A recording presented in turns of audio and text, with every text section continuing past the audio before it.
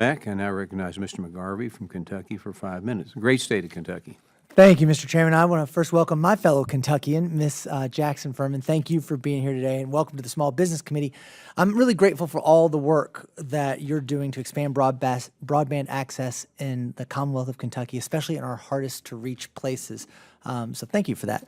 You know, this is a pretty bipartisan issue, I think. I know that everybody in America wants reliable, affordable connectivity to the internet. As a parent, where school just started, literally everything your kids now do is online. This is not a want, this is a need to have affordable connectivity throughout this country. And it wasn't so long ago that Democrats and Republicans actually came together and worked on this with the Affordable Connectivity Program, which gave internet access to 1 in 4 Kentucky families and 23 million households across the country. But the Republicans did let that program expire last year, and I still hear from constituents for whom that program was a lifeline, a connection to their doctor, to their school, to their kids' activities, to homework, to work. That's now gone. So Republicans and Democrats came together and created the BEAD program too, which Ms. Jackson Furman correctly noted in her testimony will bring broadband to 2,100 underserved Kentucky locations. This is what BEAD was designed for, making it easier for co-ops like WK&T to go into the hardest to connect places and deliver on that last mile. But in June, the Trump administration abruptly reworked the BEAD program requirements, creating chaos for state broadband programs, offices, small service providers, and communities that were about to get reliable internet for the first time. So Ms. Jackson Furman, we'll start there and just say, tell us about what the Trump administration's changes on the BEAD program meant to you and the people for whom you provide internet. Thank you. The biggest thing that it meant to companies like me is removing the fiber preference and allowing satellite to compete on equal footing, and then fixed wireless too.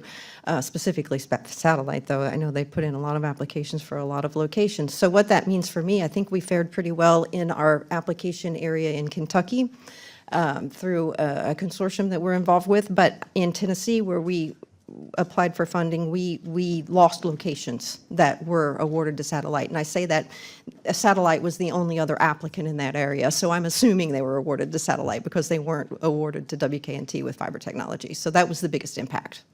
Yeah, and you know, I'm hearing from everybody's testimony up here. Again, the goal is to get internet to people who need it, right? I'm hearing from everybody up here that this preference for satellite makes it less reliable for people to get internet. Is anybody disagreeing with that right now? Great, silence is an answer.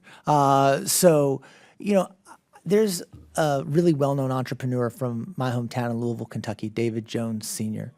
And he once said, quality is often the most affordable thing you can do. So fiber is a better quality than satellite. It lasts longer than satellite.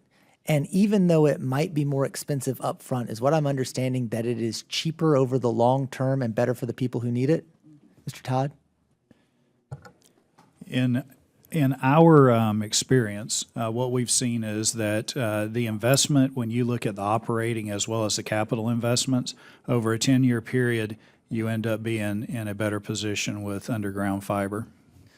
And isn't that what we should be looking at, is where are we in the best position for both the people of the country and for taxpayers' money with this program?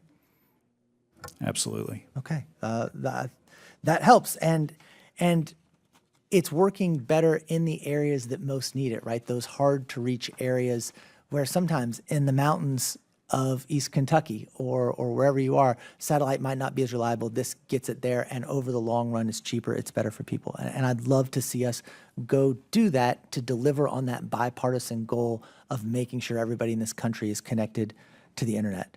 In an urban district like mine, a lot of people don't really struggle with broadband access. It's the affordability of broadband right now. And the Affordable Connectivity Program made it just a little bit easier for families struggling to put food on the table, to get by, to have internet. I just want to ask Ms. Jackson Furman, you got 20 seconds. What did it mean in rural communities and what's happening now that the funding's gone? Well, the ACP program definitely helped people connect, stay connected, and now that it's gone, they've been disconnected in many cases. And that's it in a nutshell. You did it in under 20 seconds. Thank you so much, Mr. Chairman. I yield back.